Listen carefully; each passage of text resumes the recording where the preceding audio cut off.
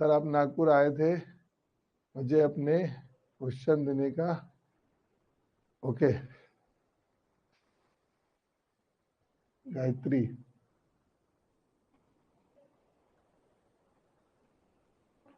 मैं समझा नहीं बेटा आप क्या बोल रहे हो। गायत्री क्वेश्चन देने का आंसर है नहीं दिया।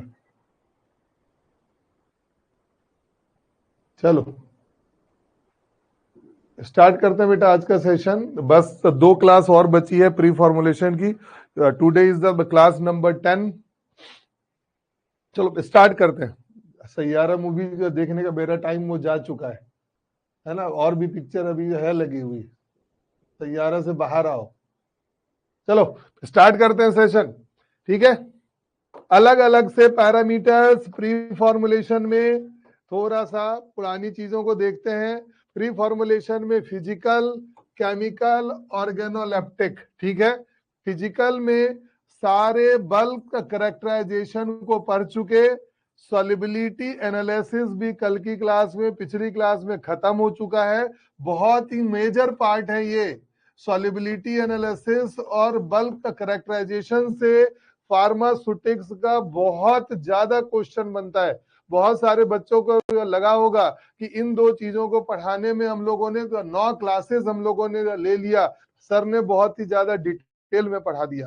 ठीक है, डिटेल में पढ़ा दिया, मानता हूं मैं इसको, मैंने डिटेल में कराया। लेकिन अब तुमसे कोई क्वेश्चन छूटने वाला नहीं है। सॉल्युबिलिटी को इंप्रूव कराना हो, मोनोफेजिक डोसेज फॉर्म में बहुत सारे टॉपिक्स ऐसे होते हैं जो सॉल्युबिलिटी को इनहांस करने के लिए इस्तेमाल किए जाते हैं। को सॉल्वेंसी है, हाइड्रोट्रॉपी है, पीएच मॉडिफिकेशन, उन सब के बारे में भी आपको इसी जगह बता दिया। अब आते बेटा हम लोग तीसरा सबसे इंपॉर्टेंट चीज जो आज हम लोग पढ़ने वाले हैं वो है स्टेबिलिटी एनालिसिस। इस जगह मैं आप लोगों को आईसीएच गाइडलाइंस के बारे में बताऊंगा, जो आप फार्मास्यूटिकल टेक्नोलॉजी के अलावा फार्मास्यूटिकल जुरिस्प्रूडेंस में भी स्टडी करते हो। बहुत जगह सिलेबस में आईसीएच गाइडलाइन के बारे में लिखा हुआ होता है कि आईसीएच गाइडलाइन के बारे में जानिए, और उससे रिलेटेड भी बहुत सारे क्वेश्चंस आते हैं। तो आज मैं तुम लोगों को ट्रिक के हेल्प से इस आईसीएच गाइडलाइन के बारे में भी बताऊंगा, और स्टेबिलिटी टेस्टिंग जो है क्यों की जाती है इसके बारे में भी थोड़ा सा हम लोग पता लगाते हैं कि स्टेबिलिटी टेस्टिंग जो है करते कैसे हैं। तो पहला चीज बल्क, सॉल्युबिलिटी और स्टेबिलिटी। बल्क में हम लोगों ने इन चीजों को पढ़ाई किया। सॉल्युबिलिटी एनालिसिस में सॉल्युबिलिटी एनहांसमेंट, पार्टीशन और coefficient, ionization constant, common ion effect, pH solubility profile, thermal effect solubility पे, और आखिरी टॉपिक हम लोगों ने स्टडी किया था डिसोल्यूशन। इस सारे टॉपिक को हम लोगों ने सॉल्युबिलिटी एनालिसिस हमने किया। और आज हम लोग स्टडी करने वाले हैं स्टेबिलिटी एनालिसिस, जहां पे हम लोग सॉलिड, सॉल्यूशन और एक्सेपिएंट स्टेबिलिटी, इन तीनों चीजों के बारे में और आईसीएच गाइडलाइंस के बारे में भी आज हम लोग स्टडी करने वाले हैं। और इससे ट्रिक भी समझेंगे और एमसीक्यूज इससे प्रीवियस ईयर में कौन कौन से कॉम्पिटिटिव एग्जाम में पूछे गए हुए हैं, उन सारी चीजों के बारे में भी डिस्कशन करेंगे। ड्रग इंस्पेक्टर एग्जाम में, फार्मासिस्ट एग्जाम में, जीपैड में, नाइपर में, कई जगह आईसीएच गाइडलाइन और स्टेबिलिटी टेस्टिंग से क्वेश्चन पूछे जाते हैं। और अगर थोड़ा सा ध्यान दिया जाए तो ऐसा टॉपिक जो हमसे अनटच सा रह जाता है। बहुत सारे बच्चे इसको देख के ही छोड़ देते हैं कि हमसे ये नहीं होगा। तो बेटा आज के सेशन में हम ये सीखेंगे कि स्टेबिलिटी टेस्टिंग जो है क्यों की जाती है, और इसको आसानी तरीके से किस तरीके से याद किया जा सकता है। तो पहला टॉपिक अपने दिमाग में लेके आओ। अपने दिमाग में लेके आओ कि भैया स्टेबिलिटी टेस्टिंग क्यों, क्या जरूरत है स्टेबिलिटी टेस्टिंग की। तो आप एक बार अपने दिमाग में सोचो कि आपने कोई नई दवा बनाई, आपने लैब में कोई नई दवा बनाई, और फॉर्मुलेट होने के बाद वो फाइनली मार्केट में भी आ गया। लेकिन अगर आपने स्टेबिलिटी टेस्टिंग नहीं की होगी तो क्या पता वो दवा 7 दिन में खराब हो जाए, 10 दिन में खराब हो जाए, 20 दिन में खराब हो जाए, महीने दिन में, 2 महीने में, 1 साल में खराब हो जाए। दो चीजें बहुत ही इंपॉर्टेंट होती है, एक होता है हाफ लाइफ और दूसरा होता है सेल्फ लाइफ। बेटा हाफ लाइफ का मतलब होता है जहां ड्रग 50% बचा हुआ हो, और सेल्फ लाइफ का मतलब होता है कि 90% ऑफ द ड्रग जब हमारा रिटेन रहता है, हम लोग ऐसे टर्म को सेल्फ लाइफ के नाम से जानते हैं। तो हाफ लाइफ और सेल्फ लाइफ, इन दोनों चीजों को हमें ध्यान से देखना है ताकि हमारा ड्रग स्टेबल रहे अपने पूरे सेल्फ लाइफ के दौरान। जब तक हम लोग इस्तेमाल ना कर लें, अगर उसका एक टाइम है, उसका एक पीरियड है, तो उस पीरियड में स्टेबल हो सके। आपने बहुत सारे मेडिसिन के ऊपर में उसका हाफ लाइफ लिखा हुआ देखा होगा। उसी तरह से सेल्फ लाइफ भी है कि 90% ड्रग हमारा बचा हुआ रहेगा, 10% हमारा ड्रग डिग्रेड हो जाता है। ऐसे टर्म को हम लोग सेल्फ लाइफ के नाम से जानते हैं, और इसीलिए स्टेबिलिटी टेस्टिंग की जाती है ताकि हम ड्रग के डिग्रेडेशन को आइडेंटिफाई कर सकें। जो भी एक्सेपिएंट्स हमने इस्तेमाल किया हुआ है, उन एक्सेपिएंट्स को हम लोगों को सिलेक्शन में ध्यान देना है। ऐसे एक्सेपिएंट्स को इस्तेमाल करना है जो ज्यादा समय तक चले। स्टोरेज कंडीशन को डिटरमाइन करना है एफडीए के अकॉर्डिंग, है ना। तो इन सारी चीजों के लिए हम लोग स्टेबिलिटी टेस्टिंग करते हैं। तो होपफुली कि आप ये समझ चुके होंगे कि स्टेबिलिटी टेस्टिंग क्यों की जाती है। अब हम लोग बात करते हैं बेटा कि स्टेबिलिटी टेस्टिंग होती कैसे है। स्टेबिलिटी टेस्टिंग करने के लिए हम दवा बनने के बाद, मेडिसिन को फॉर्मुलेट होने के बाद, उसके प्रिपरेशन होने के बाद हम उसको अलग अलग स्टोरेज कंडीशन में रखते हैं। उसके लिए स्टेबिलिटी चैम्बर्स होते हैं। उन चैम्बर्स में हम कुछ कुछ वेरिएशन लेके आते हैं। आप जरा सोच के देखो कि इंडिया एक कंट्री है, और इंडिया में 4 रीजन में आज के डेट पे 4 तरीके का टेम्परेचर हो सकता है।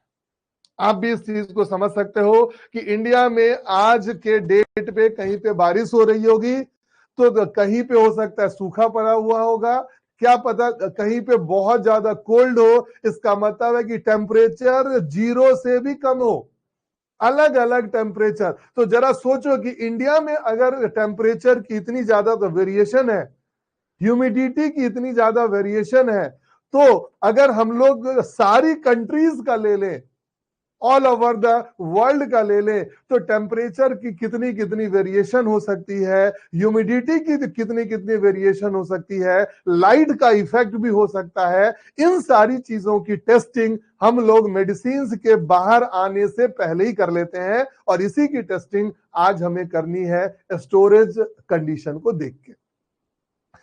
हम लोगों ने इस जगह बात किया कि अगर हमें इस स्टेबिलिटी एनालिसिस को करनी है, स्टेबिलिटी स्टडीज को करना है, तो हम लोग अलग अलग टेम्परेचर, अलग अलग तरह के ह्यूमिडिटी रेंज और अलग अलग तरह के लाइट और डार्क शेड के बेस पे हम लोग स्टेबिलिटी चैम्बर्स में इन सारी चीजों को परफॉर्म करते हैं। और आखिर इसका सिग्निफिकेंस क्या है, इससे हम पता कर लेंगे कि हमारे फार्मास्यूटिकल प्रोडक्ट में उसकी पोटेंसी में क्या लॉस हो रहा है। मान लो कि हमने जो दवा लिया, आपके बेसिक टेम्परेचर पे ही वो डिग्रेड होने लग गया, तो हमें पता चल जाएगा कि ड्रग जो है टेम्परेचर सेंसिटिव है। उसको मार्केट में लाने से पहले हमको फॉर्मुलेशन को पहले से बेहतर बनाना होगा, इसीलिए तो प्री फॉर्मुलेशन हम कर रहे हैं। It means loss of potency of the pharmaceutical product, degradation pathway, कौन से पाथवे से, कौन से रिएक्शन से उसमें डिग्रेडेशन हो रहा है, उन सारी चीजों को हम लोग चेक करते हैं। फॉर्मुलेशन का परफॉर्मेंस चेक किया जाएगा, फिजिकल स्टेबिलिटी चेक की जाती है, और shelf life of expiry date, इन सारी चीजों को इन्हीं सारे टेस्टिंग के जरिए, स्टेबिलिटी स्टडीज के जरिए हम लोग डिटरमाइन करते हैं। कई सारे फैक्टर्स हैं इसमें, लाइट है, टेम्परेचर है, पीएच है, और भी ऐसे कई सारे फैक्टर्स होते हैं जिस पे हमारा स्टेबिलिटी टेस्टिंग जो है बेस्ड होता है। अब आइए, सुना होगा तुम लोगों ने अब हम लोग बात करने वाले बेटा stress condition for the drug stability testing. मैंने इस जगह पे 3 कैटेगरी हमने ली है। पहला है सॉलिड, दूसरा है लिक्विड और तीसरा है एक्सेपिएंट्स की कंपेटिबिलिटी देखते हैं। स्ट्रेस कंडीशन का मतलब क्या होगा? स्ट्रेस कंडीशन का मतलब होगा जब हम ड्रग स्टेबिलिटी को चेक करते हैं तो उसको हम अलग अलग कंडीशन में देके चेक करते हैं। अलग अलग कंडीशन में देके हम उसके परफॉर्मेंस को चेक करते हैं। जैसे हमने टैबलेट लिया तो टैबलेट को अलग अलग टेम्परेचर पे, 4 डिग्री टेम्परेचर हो गया, 20 डिग्री टेम्परेचर हो गया, 30 हो गया, 40 हो गया, इट मींस अलग अलग टेम्परेचर पे देके हम लोग उसको टेस्ट करते हैं। उसी तरह से 30, 40, 60, 75 और 90% ह्यूमिडिटी पे चेक करेंगे।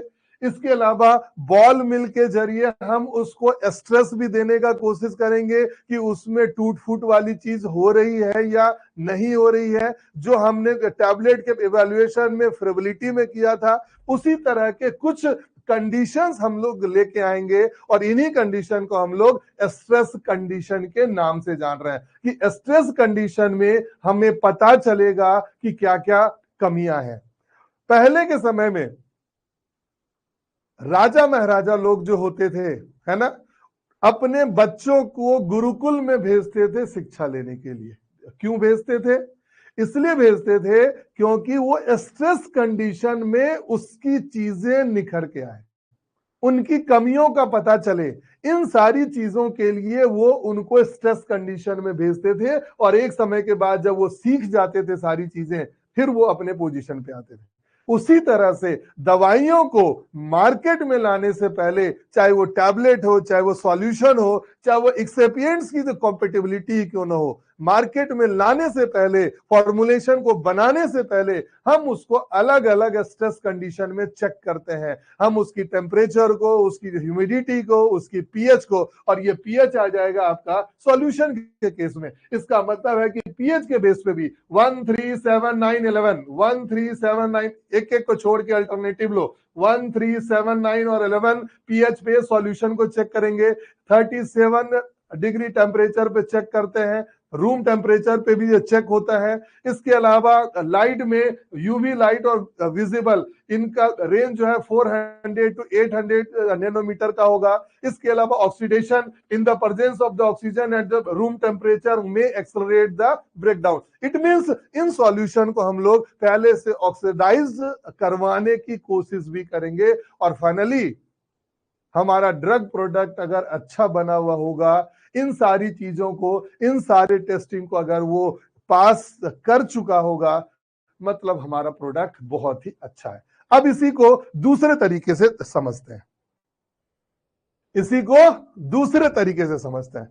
मान लो सॉलिड प्रोडक्ट के लिए मेरे पास में 3 चीजें हैं। सॉलिड प्रोडक्ट को चेक करने के लिए मेरे पास में 3 चीजें हैं। एक है मेरा टेम्परेचर, ठीक है, दूसरा है हमारा ह्यूमिडिटी और तीसरा है हमारा स्ट्रेस। फिजिकल स्ट्रेस के जरिए चेक करेंगे।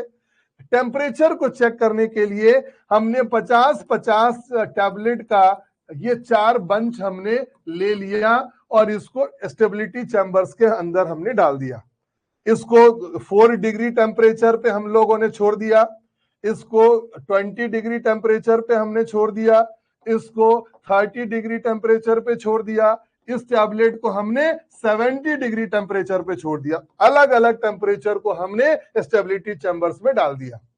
अब इन टैबलेट्स को हर 7 दिनों के अंदर में इनमें से 5-5 टैबलेट को निकालना है और 5-5 टैबलेट को निकाल के एनालाइज करना है कि उनमें क्या क्या डिग्रेडेशन हो रहा है। मतलब कि 4 डिग्री टेम्परेचर पे, 20 डिग्री, 30 डिग्री और 70 डिग्री पे 5-5 टैबलेट को निकाल के हर हफ्ते में टेस्ट करिए और इस तरह से हमारा टेम्परेचर का टेस्ट होगा। उसी तरह से रिलेटिव ह्यूमिडिटी पे भी हम लोग मॉइस्चर कंटेंट को चेक करते हैं और बॉल मिलिंग तो तुम्हें बता ही दिया, स्ट्रेस कंडीशन को चेक करने के लिए। नेक्स्ट आते हैं बेटा अगले पार्ट पे। अगला पार्ट है बेटा हमारा pH, temperature, light, oxygen. PH हमारा 1, 3, 7, 9, 11, टेम्परेचर हमारा 37 डिग्री एंड 25 डिग्री सेंटीग्रेड पे, लाइट पे यूवी विजिबल 400 to 800, ऑक्सीजन हमारा presence of the oxygen at the room temperature, solution के लिए हम ये सारी टेस्टिंग को परफॉर्म करते हैं। इसी तरह से एक्सेपिएंट्स को चेक करने के लिए टीएलसी, डीएससी और डीआरएस। टीएलसी मतलब होता है थीन लेयर क्रोमेटोग्राफी, डीएससी का मतलब होता है डिफरेंशियल स्कैनिंग कैलोरीमेट्रिक मेथड, इसी तरह से डिफ्यूज रिफ्लेक्टेंस स्पेक्ट्रोस्कोपी का मतलब होता है डीआरएस। इनके जरिए हम लोग एक्सेपिएंट की स्टेबिलिटी को भी चेक करते हैं। क्लियर है बेटा? ओके है सबके लिए? एनीथिंग? कोई भी चीज? स्टेबिलिटी एनालिसिस हम क्यों करते हैं? स्टेबिलिटी एनालिसिस हमने कोई नया फॉर्मूला बनाया, सब कुछ परफेक्ट हमें लग रहा था, डोज सही है, डिजाइन सही है, लेकिन अगर वो 2 हफ्ते में खराब हो जाएगा तो भैया क्या करेंगे? ये बच्चा सोच रहा है ना? तो इसका सीधा सा जवाब होगा कि हम डिटरमाइन करते हैं उस फार्मास्यूटिकल प्रोडक्ट की पोटेंसी, डिग्रेडेशन पाथवे, फॉर्मुलेशन का performance, physical stability, self life और एक्सपायरी डेट, इन सभी टेस्टों के द्वारा हमारा परफॉर्म किया जाता है। जहां पे हम लोग टेम्परेचर को चेक करते हैं, चेंज करके चेक करते हैं, ह्यूमिडिटी को चेंज किया जाता है, ऑक्सीजन के प्रेजेंस में देंगे, पीएच को चेंज किया जाएगा। इन सारी चीजों को टेस्ट करके हम क्या करते हैं, स्ट्रेस कंडीशन में जो दवा हमने बनाई है उन सभी का स्टेबिलिटी टेस्टिंग जो है परफॉर्म किया जाता है। तो होपफुली कि सब लोग समझ गए होंगे। अब आते हैं बेटा अकॉर्डिंग, सिग्निफिकेंस नहीं समझ में आया? इसमें समझने वाला क्या है बेटा? गुरुकुल में बच्चों को क्यों भेजा जाता था? गुरुकुल में राजाएं लोग, जो राजा जो हुआ करते थे, जो किंग होते थे, वो गुरुकुल में अपने बच्चों को क्यों भेजते थे? ताकि उसकी पोटेंसी पता चल सके, उस बच्चे में कितना दम है ये पता चल सके, है ना? उसी तरह से आप स्टेबिलिटी क्यों टेस्टिंग क्यों कर रहे हैं? ताकि आपको अपने फार्मास्यूटिकल प्रोडक्ट का दमखम पता चले, आपको किस तरह से जो वो बच्चे उसमें जो क्या क्या प्रॉब्लम्स हैं उसका पाथवे पता चले, उसका परफॉर्मेंस पता चले। एकदम से तो क्लियर कट चीजें हैं। आगे समझ में? चलो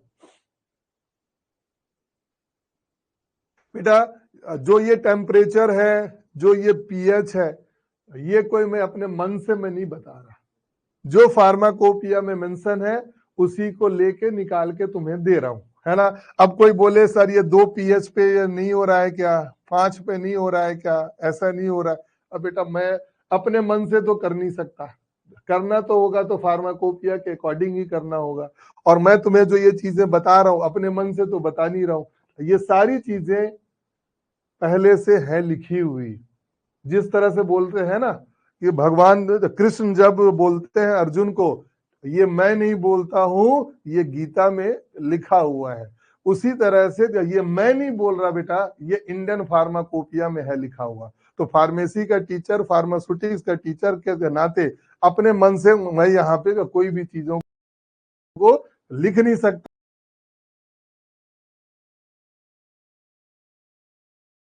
ये सारी चीजें इंडियन फार्माकोपिया में लिखी हुई है। चलो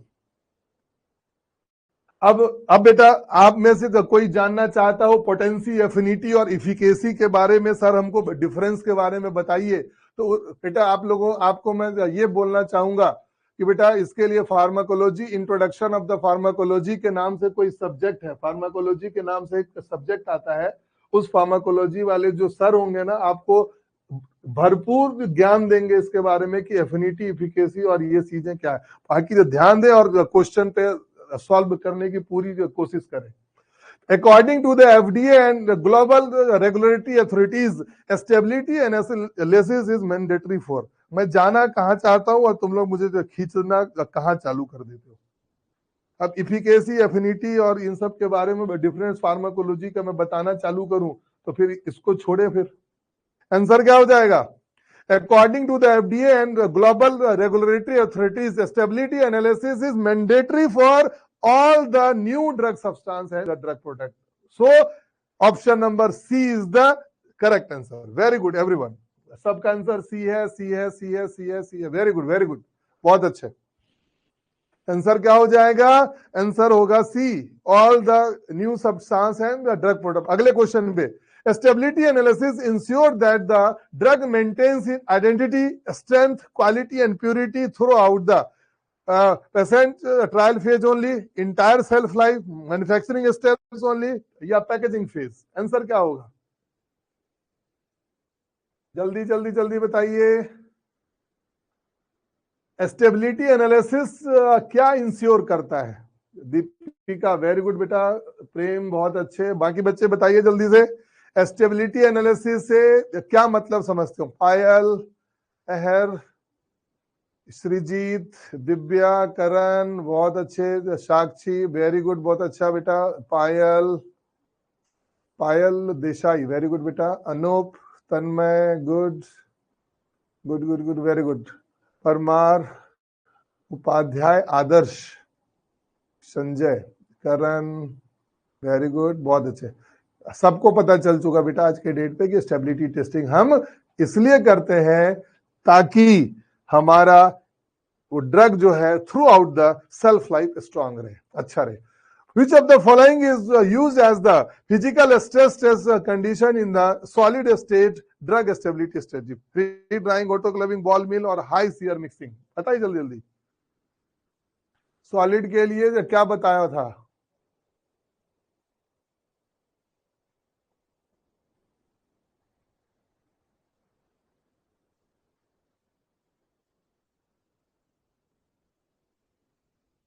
आंसर आ रहा है? वेरी गुड, बहुत अच्छे. आंसर क्या हो जाएगा? बॉल मिल. वेरी गुड, बहुत बढ़िया. Ball mill is the correct answer. Very good, बहुत अच्छे, बहुत बढ़िया. Which of the following is used as the physical stress? तो आंसर क्या हो जाएगा बेटा? ब्लर हो रहा है, चलो मैं देख रहा हूं. ब्लर क्यों हो गया यार? इंटरनेट का इशू था. जस्ट ए मिनट, दिखवाता हूं, एक minute, just a minute hold करो. अभी देखो ठीक हो गया? इंटरनेट का इशू है लग रहा है. अभी देखो ठीक हो गया होगा. चलो अभी ठीक है, अभी ठीक हो गया. ठीक है चलो, इंटरनेट का इशू था. तो आंसर क्या हो जाएगा बेटा इसका? Ball mill. बहुत बढ़िया. नेक्स्ट आ जाओ अगले क्वेश्चन पे. In the solution stability studies which pH value are considered for the stress condition? इनमें से कौन सा वैल्यू स्ट्रेस कंडीशन के लिए सेलेक्ट किया गया, कंसीडर किया गया? जल्दी जल्दी बताएं. 2, 4, 6, 8, 1, 3, 7, 9, 11 बता चुका, बना लिया सभी लोगों ने. करेक्ट आंसर इसका बी होगा. Light stress testing in drug stability involves which wavelength range according to the ICH guideline? इनमें से कौन सा रेंज होगा? डायरेक्टली क्वेश्चन है बेटा, इसके लिए बहुत ज्यादा बताने का जरूरत नहीं है. 400 to 800 नैनोमीटर. नेक्स्ट आते हैं अगले क्वेश्चन पे. What does the relative humidity stress test simulate in the stability protocol? UV exposure, oxygen presence, moisture in the atmosphere, mechanical shock. Answer क्या होगा? What does the relative humidity stress test simulate in the stability protocol? Answer क्या हो जाएगा बेटा? Moisture. Obviously है, humidity पूछा जा रहा है, तो ह्यूमिडिटी का क्या मतलब हुआ? एटमॉस्फेयर में क्या मॉइस्चर होगा, उन चीजों को चेक करने के लिए हम लोग ये परफॉर्म करते हैं. वेरी गुड, बहुत अच्छे. ठीक है चलो, very good very good very good, बहुत अच्छे. आ जाइए. The main goal of excipient stability studies is to improve the tablet coating, check the flavor masking efficiency, develop the safe and efficacious dosage form, determine the color change in the drug. हमारा main goal क्या है stability testing करने का? Main goal भैया हमारा ये है कि हम सेफ और इफेक्टिव डोजेस फॉर्म को बना सके, जिसका सेल्फ लाइफ अच्छा हो, हाफ लाइफ अच्छा हो, जो बेहतर हो, जो डिग्रेडेशन जल्दी ना हो जाए। यही तो हमारा गोल है स्टेबिलिटी टेस्टिंग करने का। क्लियर है? चलो बहुत बढ़िया, बहुत अच्छे, वेरी गुड। आंसर हो जाएगा सी। अब आते हैं बेटा हम लोग आईसीएच गाइडलाइंस के बारे में। एमसीक्यूज भी बना लिया, थ्योरी भी पढ़ लिया, कोई बहुत ज्यादा मुश्किल सा है नहीं। और मैंने पहले बताया कि फार्मास्यूटिकल ज्यूरिस्प्रूडेंस में आप इसको स्टडी करते हो तो वहां पे ये दिया हुआ भी होगा आपके ज्यूरिस वाले पार्ट में, लेकिन मैं प्री फॉर्मुलेशन में करवा दे रहा हूँ, कुछ ट्रिक्स है जिसके जरिए आप इन चीजों को याद भी कर सकते हो। चलो अब आएगा थोड़ा सा डिफिकल्ट सा टॉपिक, याद करने वाला, उस पर ध्यान दो। हम लोग बात करते हैं बेटा आईसीएच गाइडलाइन। आईसीएच आखिरकार है क्या? पहले तो इसको जान लो ना कि भैया आईसीएच है क्या। आईसीएच जो है एक रेगुलेटरी बॉडी है। आईसीएच क्या है बेटा? रेगुलेटरी बॉडी है जिसका नाम है इंटरनेशनल काउंसिल फॉर हार्मोनाइजेशन। अगर हम लोग आईसीएच बस बोले ना तो international council for harmonisation of technical requirement for pharmaceutical for human use, इसका पूरा फुल फॉर्म होता है इंटरनेशनल काउंसिल फॉर हार्मोनाइजेशन। ये इसका नया नाम है। लेकिन अगर हम ओल्ड नाम की ओर देखें तो पहले इसका नाम था international conference on harmonisation of technical requirement for pharmaceutical for human use. इसका काम होता है स्टेबिलिटी टेस्टिंग और इन सब के स्टडीज का, कोई भी न्यू ड्रग प्रोडक्ट का, इन सारी चीजों का क्या करना, स्टेबिलिटी के लिए एक रिकॉर्ड देना, और उसके थ्रू में ही कोई ड्रग जो है हमारे इन सारी चीजों को पास अगर ये करेगा तो ही जाके मार्केट में हमारी दवा आ सकती है। नेक्स्ट आते हैं बेटा हम लोग अगले पार्ट पे। ICH, according to the ICH guideline, पूरे वर्ल्ड को टोटल 4 पार्ट में, या हमने बोला कि पूरे वर्ल्ड को हमने 4 जोन में हमने डिवाइड कर दिया, टाइप 1, टाइप 2, टाइप 3 और टाइप 4। टाइप 4 का 2 पार्ट हो जाता है, 4A और 4B।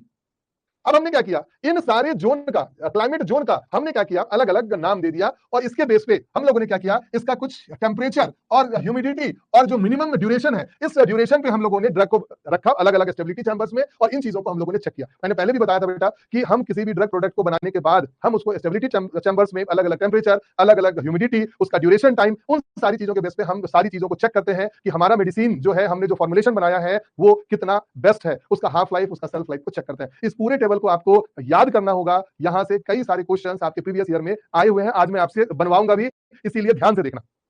टाइप 1 जोन को हम लोग बोलते हैं टेम्परेट जोन, टाइप 2 को हम लोग बोलते हैं मेडिटेरेनियन या सब ट्रॉपिकल जोन, और टाइप 3 को हम लोग बोलते हैं हॉट ड्राई जोन, और टाइप 4 को हम लोग बोलते हैं हॉट ह्यूमिड या ट्रॉपिकल जोन, और इसी में टाइप 4B जो है हम लोग इसको हॉट और हायर ह्यूमिडिटी जोन भी बोलते हैं।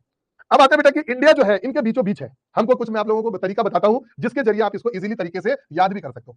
अब आप देखो, इसको बोलने को तो 4 है, लेकिन 4 को A और 4 को B अगर हम लोग कर दें तो टोटल हम लोग 5 बोलते हैं। तो अगर हम लोग इंडिया की बात करें तो इंडिया जो है बहुत ही हॉट और ड्राई जोन में आता है, 2 ऊपर 2 नीचे, हॉट ड्राई जोन मिडिल में है हमारा। 1 2 3 4 का ये, 4 का B अगर हम लोग देखें तो इसके टाइप 3 हमारा बीचों बीच है, टाइप 3 हमारा बीचों बीच है, और इस जोन का हम लोग हॉट ड्राई जोन बोलेंगे। इसीलिए कभी भी आपसे कोई भी पूछे कि बेटा बताओ इंडिया कौन से जोन में आता है, तो बताना इंडिया बीचों बीच है और बहुत ही हॉट है।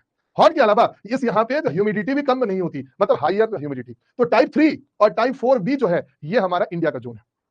ठीक है, इंडिया जोन में आता है तो कौन सा, हॉट ड्राई जोन, मिडिल में, याद हो जाएगा। इस पे दिमाग में थोड़ा सा स्ट्रेस डालना, 2 ऊपर 2 नीचे और मिडिल। आपसे डायरेक्टली पूछ लिया जाएगा इंडिया का जोन कौन सा है, तो हॉट ड्राई जोन। ह्यूमिडिटी भी कम थोड़ी होती है, अच्छी खासी होती है, बारिश के समय तो और हो जाता है, तो हॉट के साथ में हायर ह्यूमिडिटी जोन है, तो 3 और 4B जो है हमारा इंडिया का जोन है। क्लियर हो जाएगा। अब हम लोग बात करते हैं, सबसे पहला है तो सबसे ज्यादा टेम्परेचर है तो टेम्परेट जोन है, सब ट्रॉपिकल जोन है, हॉट ह्यूमिड और ट्रॉपिकल जोन है। तो इस तरह से करके बोल के आप इसको याद भी कर सकते हो। अब आते हैं मिनिमम जो ड्यूरेशन है इन सारे टेस्टिंग करने का, ये हमारा 12 मंथ का एक स्टैंडर्ड दिया हुआ है। ठीक है, टेम्परेचर की अगर मैं बात करूं तो यहाँ 21 है, फिर 25 है, 30 30 30। ठीक है, 21 25 30 30 30। ठीक है, अगर हम लोग ह्यूमिडिटी की बात करें बेटा तो 45 है, 60 है, 35 है, 65 है और 75 है। अब देखो इसको भी याद आप कर सकते हो कि हायर ह्यूमिडिटी है मतलब यहाँ पे 75 है, हॉट और ह्यूमिड है मतलब ये 65 है। देखो 45 60 35 65 और 75। तो इंडिया का जोन अगर आपने पूछा जाना है तो इंडिया जोन में देखो ये आ जाएगा 35, हॉट रहेगा तो, और इसी के साथ में तो ह्यूमिडिटी अगर ऐड हो गई तो हो जाएगा हमारा 75। याद हो जाना चाहिए, हॉट हायर ह्यूमिडिटी है ना, 75 हॉट होगा तो 35, हॉट के साथ में हायर ह्यूमिडिटी हो जाएगा तो 75 आ जाएगा। याद हो जाएगा इंडिया का रेंज। बाकी रेंज थोड़ा सा देर से याद हो, पहले तो इंडिया का तो कर ही लेना है, इंडिया का तो कर ही लेना है पहले।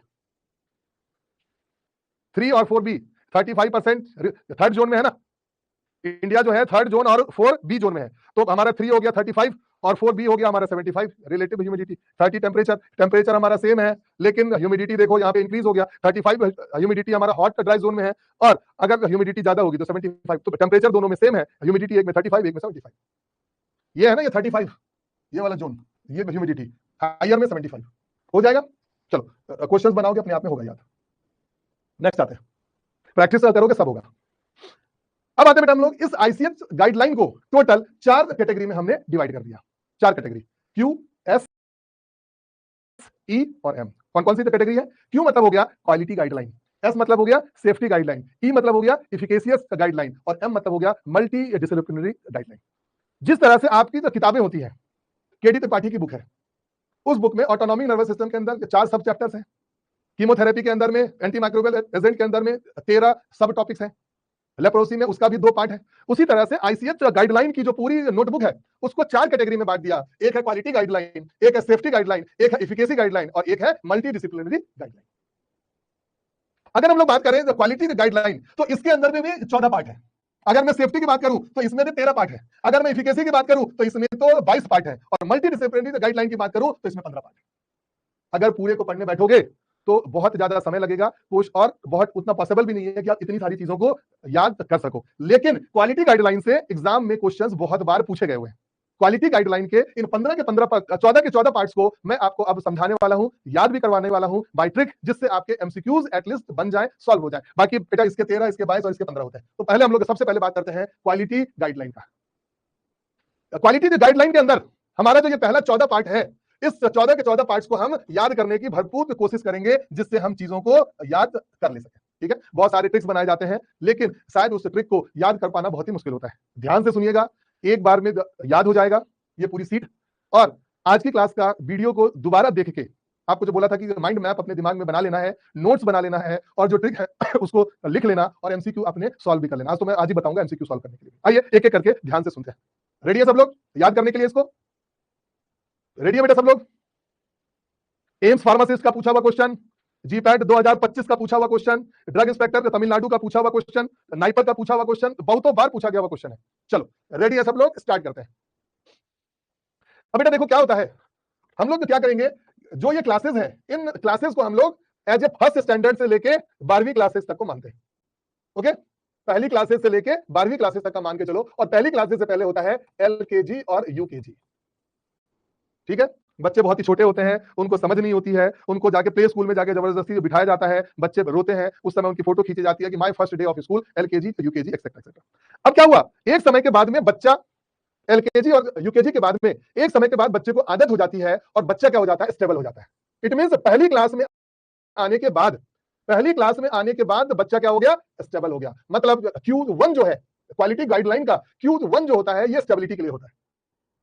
अब हम लोग बात करते हैं बेटा कि पहली क्लास में तो एग्जाम उतना होता नहीं है, क्योंकि बच्चा पहली बार आया होता है पहली क्लास में। इट मींस हम उस बच्चे का दूसरी क्लास में जब वो जाता है तो हम उसका टेस्टिंग करना शुरू करते हैं कि बच्चा जो है अपनी स्टडी प्रॉपर ढंग से करता है या नहीं कर रहा है। मतलब पहली बार बच्चे का टेस्ट जो है हम दूसरी क्लास में लेना शुरू करते हैं, मतलब हम उसको वैलिडेट करते हैं, एनालिटिकल वैलिडेशन परफॉर्म किया जाता है।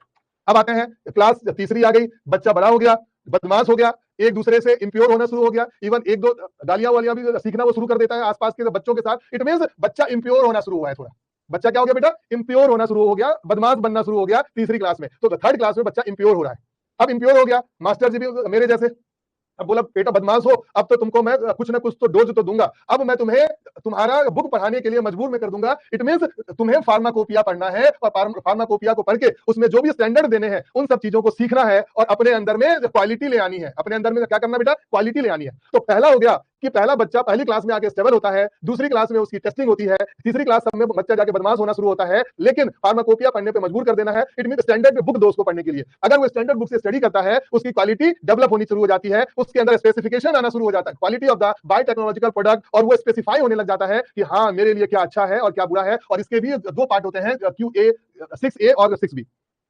अब बेटा देखो, फार्माकोपिया पढ़ेगा, क्वालिटी आएगी, स्पेसिफिकेशन आ जाएगा बच्चे में, तो ऑब्वियसली है कि स्पेसिफिकेशन आएगा तो टीचर उसको क्या बोलना शुरू करेंगे, वेरी गुड, मतलब good manufacturing practice in Q7। इसका मतलब है उसका डेवलपमेंट होना शुरू हो गया। बच्चे को जो ये गुड मिलेगा तो बच्चे का डेवलपमेंट शुरू होना स्टार्ट हो जाएगा। मतलब पहली क्लास से लेकर 8वीं क्लास तक में इसका पूरा एक स्टैंडर्ड बन गया। सबसे पहले में बच्चा स्टेबल होगा, फिर वो उस बच्चे की टेस्टिंग होगी, बच्चा बदमाश होना शुरू होगा, स्टैंडर्ड बुक दे दी फार्माकोपिया, क्वालिटी डेवलप होगी, स्पेसिफिकेशन होगा। इट मींस कि जब बच्चा जो क्वालिटी आ गई तो वो दूसरे बच्चों से स्पेसिफाई होगा। 2 तरह के बच्चे हो जाएंगे, एक ए और एक बी। ए वाला अच्छा बच्चा है, बी वाला ये बुरा बच्चा है। तो छठे में आपका स्पेसिफिकेशन हो गया, टीचर ने उसको गुड बोला, और finally pharmaceutical development. It means कि बच्चे का डेवलपमेंट स्टार्ट हो गया। अब हम लोग आते हैं बेटा 9th में। नाइन्थ मतलब इस जगह से ये हायर एजुकेशन में आ गया। 9th 10th से 9वीं क्लास हो या 10वीं क्लास हो, 9वीं क्लास हो या 10वीं क्लास हो, ऐसा टाइम होता है हम सभी के लाइफ में जब हम अपना फाउंडेशन बना रहे होते हैं, जब हमें अच्छी तरह से पढ़ना होता है। तो 9th जो है क्वालिटी रिस्क मैनेजमेंट है, मतलब हमारा लाइफ जो है रिस्क पे होता है। ऐसा टाइम होता है जब हम बन भी सकते हैं, जब हम बिगड़ भी सकते हैं। लाइफ का ऐसा टाइम जब हम बहुत अच्छा भी कर सकते हैं और बहुत बुरा भी कर सकते हैं, मतलब हमारा टाइम जो है रिस्क पे है। ठीक है, 10वीं क्लास में बोर्ड का एग्जाम आ जाता है, मतलब क्वालिटी सिस्टम को हमें फेस करना है, फार्मास्यूटिकल क्वालिटी सिस्टम। 10वीं क्लास में बोर्ड का एग्जाम आ जाएगा, मतलब हमें फार्मास्यूटिकल क्वालिटी सिस्टम को हमें फेस करना होगा, फार्मास्यूटिकल क्वालिटी सिस्टम है। 11वीं क्लास के आ जाते हैं, इसका मतलब है 10वीं पास हो लिए, 10वीं पास होने के बाद में 11वीं क्लास में आए, मतलब हमारा लाइफ जो है वो डेवलप होना शुरू हो गया, हमारा एजुकेशन जो है वो डेवलप होना शुरू हुआ, development and manufacturing of the drug substance. 10वीं क्लास के बाद में हमको मैन्युफैक्चरिंग ड्रग सब्सटेंस की डेवलपमेंट को पे ध्यान देना है। इसके बाद आते हैं 12वीं class, life system management, life cycle management, मतलब हम लाइफ के सारे गुणों को सीख जाते हैं, अच्छा करने के लिए करने लग जाते हैं, इसीलिए हो गया 12वीं क्लास। और 12वीं क्लास के बाद में बच्चा आ जाएगा बी फार्म के एजुकेशन में, बी फार्मेसी में पढ़ने लग गया, मतलब आपने मैन्युफैक्चरिंग करना शुरू कर देना है, ड्रग की मैन्युफैक्चरिंग। आप इस जगह क्या सीखते हो? ड्रग की मैन्युफैक्चरिंग सीखते हो फार्मास्यूटिक्स में, और साथ ही साथ आप उन सब का एनालिटिकल प्रोसीजर डेवलपमेंट, उन सारी चीजों को सीखते हो। तो 12वीं तक का ये सारी पढ़ाई, और 13 और 14 में आप ये बी फार्मा में ड्रग सब्सटेंस का मैन्युफैक्चरिंग करने लगे, ड्रग प्रोडक्ट का मैन्युफैक्चरिंग करने लगे, सीखने लगे, जो कि फार्मास्यूटिक्स में मैं आपको पढ़ाता हूं। और साथ ही साथ आप अपनी दवा को बनाने के बाद उनका एनालिटिकल प्रोसीजर डेवलपमेंट भी करते हो। इस तरह से करके 1 से लेकर 14 तक ये जितने भी स्टेबिलिटी टेस्टिंग है आराम से याद किया जा सकता है। तो आज का वीडियो को एक बार दोबारा जाके सुन लेना, इसमें कोई बहुत ऐसा डिफिकल्ट चीज मैंने बताया है नहीं कि जो आपको समझ में ना आए। पहली क्लास, दूसरी क्लास, तीसरी, चौथी, पांचवी, छठी, सातवीं, आठवीं के बाद हायर एजुकेशन में आया, रिस्क पे आई लाइफ, 10वीं में बोर्ड का एग्जाम दिया, 11वीं 12वीं में लाइफ साइकिल, फिर बी फार्मा में इसने ये दवा बनाई, और दवा बनाने के बाद में एनालिटिकल टेस्टिंग किया। अब हम लोग बात करेंगे बेटा, जो ये स्टेबिलिटी टेस्टिंग नंबर हमारा ये Q1 है, इस जगह से क्वेश्चन पूछे गए हुए हैं। इसके टोटल होते हैं 6 पार्ट। 6 पार्ट हमारा देखो, 1 2 3 4 5 और 6। Q1A से लेके Q1F स्टेबिलिटी के लिए, स्टेबिलिटी के लिए इसके टोटल 6 पार्ट होते हैं। Q1A, 1B, 1C, 1D, 1E और 1F। अगर हम लोग बात करें बेटा A का, तो A जो है वो सबसे पहले, A जो है सबसे पहले हम लोग बोलेंगे न्यू ड्रग का, न्यू ड्रग सब्सटेंस का stability testing, stability testing of the new drug.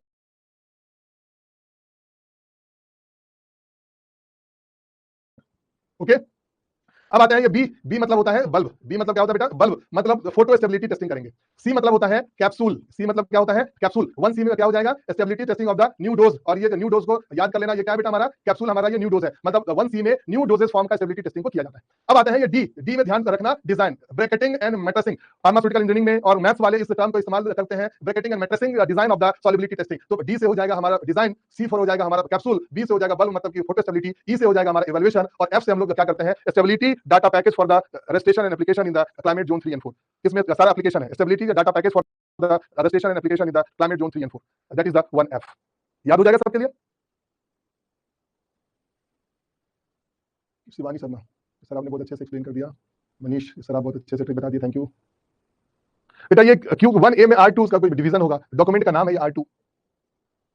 हमेशा मालूम है, हमेशा इंसान की उसी चीज पे ध्यान जाती है सबसे पहले जो सबसे ऑड होता है, मतलब ये चीजें नहीं ध्यान दे रही है। ये R2 ही दिख रहा है सबको, ये R2 क्या भैया? अरे R2 इसका डॉक्यूमेंट का कुछ है, फाइल नंबर है। जिस तरह से Q1A में स्टेबिलिटी में 1A से लेके 1F, इसका भी फिर ये सब डिवीजन है, R1 R2 ऐसे करके है। तो R2 इंपॉर्टेंट है, R2 दिया, बहुत बड़ा ये डॉक्यूमेंट होता है। उस डॉक्यूमेंट्स की मेन हेडिंग्स आपको बताई गई है, क्वालिटी गाइडलाइन बताई गई है। बाकी तो और तो सोचो ना कितने सारे गाइडलाइन होंगे, बताओ। ये देख लो, तुम ही देख लो कितने किए तुमने, 1 से 14 किए। ये 13 बच्चे हैं, 22 बच्चे हैं और 15 बच्चे हैं, इनको करोगे तो बस खत्म, कहानी खत्म है आपकी। तो ये 14 करने में ही कितना ही कर लो तो तुम्हारा काम ना बहुत सारा बन जाएगा। Thank you Krishna. चलो सर, क्लास को ज्यादा टाइम तक ले लो बेटा, अभी जस्ट मेरी एक और क्लास है अनफॉर्चुनेटली रेलवे फार्मासिस्ट का बैच है, बहुत है, इतना कर लिया, इतना कम है क्या? ठीक है, चलो इसको देख लेते हैं। जनरल पर्पस के लिए ये स्टेबिलिटी टेस्टिंग भी एक बार देख जाओ। पर्पस हमारा जनरल पर्पस, रेफ्रिजरेटर और फ्रीजर, इसमें भी long term stability, intermediate stability और एक्सेलरेटेड स्टेबिलिटी। मैं आपको मैं गारंटी देता हूं बेटा, आज तक आपने इस टॉपिक को ध्यान से देखा भी नहीं होगा, है ना? बहुत सारे बच्चे ये देख के छोड़ देते हैं कि हमसे ये नहीं करना, हमसे नहीं होगा, ये डिफिकल्ट है, हमसे नहीं होगा, कौन इतना याद करेगा? लेकिन एमसीक्यू से पूछे जाएंगे, ऐसा तो है नहीं कि छूटोगे तो है नहीं, एमसीक्यू से पूछे जाएंगे, तो उस समय आप ये फंसोगे। तो इसीलिए बेटा समय रहते इन चीजों को याद कर जाओ। तो लॉन्ग टर्म, इंटरमीडिएट और एक्सेलरेटेड है, रेफ्रिजरेटेड में लॉन्ग टर्म और एक्सेलरेटेड है, फ्रीजर में ये लॉन्ग टर्म है, ठीक है। स्टोरेज कंडीशन में टेंपरेचर, ह्यूमिडिटी, तो टेंपरेचर भी दिखा हुआ है 25 प्लस -2 60 डिग्री और +-5% क्या होता है इसका? Relative humidity. उसी तरह से लॉन्ग टर्म के लिए 30 65, इसको भूल जाना, +-5 +-2 को भूल जाओ, 25 60 30 65। इंटरमीडिएट के लिए 30 65, इन दोनों में से कोई भी हो सकता है। एक्सेलरेटेड में 40 है और 75 है। तो अगर आप इस जगह पे ध्यान से देखो, अगर आप इस जगह से ध्यान से देखो तो आपको बहुत ज्यादा याद करने की जरूरत ही नहीं पड़ेगी। आपने देखा 25 30 और 40, ठीक है। इधर पे देखा 60, 65 और 70, इसी को आपको याद करना है जनरल पर्पस के लिए, लॉन्ग, इंटरमीडिएट और एक्सेलरेटेड, याद हो जाएगा। क्लियर बेटा? 25, 60, 30, 65, 40, 75 याद कर लो। रेफ्रिजरेटर का टेम्परेचर है, मतलब ये ज्यादा कूल होगा, ज्यादा ठंडा होगा, समझा जा सकता है। लॉन्ग टर्म और एक्सेलरेटेड में 5, दूसरा पेन ले लेता हूं, ये हो गया 5 और 25, ठीक है। यहाँ पे ह्यूमिडिटी का कुछ नहीं है, इधर पे ये 60 होगा। मेन पॉइंट्स को पकड़ना है, मेन पॉइंट्स को पकड़ोगे आराम से हो जाएगा। इसी तरह से फ्रीजर है तो फ्रीजर में -20 हो जाएगा, -20 नो ह्यूमिडिटी, बहुत सरल है। तानिया आ रहा बेटा, आपका मैसेज भी आ रहा है, ठीक है। चलो, तो होपफुली कि आप ये सारी चीजें बना लोगे। जाके देखना, अच्छे तरह से पढ़ना और क्वेश्चन से ढूंढना की कोशिश करना कि प्रीवियस ईयर में क्या क्या क्वेश्चन पूछे गए थे। मैं कल आपको बताऊंगा इस टॉपिक से रिलेटेड एमसीक्यूज। तो एमसीक्यूज बनाने से पहले आपको तैयार होके तो आना होगा, है ना। तो अच्छे से पढ़ लेना, रिवीजन कर लेना, नोट्स बना लेना और उसके बेस पे कल के डेट पे क्वेश्चन को सॉल्व करेंगे। तो होपफुली कि आपके जो डाउट्स होंगे, अगर कुछ ऐसा डाउट वाली चीज तो ऐसी कुछ है नहीं, जो फार्माकोपिया में लिखा हुआ है वही चीज मैं बता रहा हूँ, है ना। तो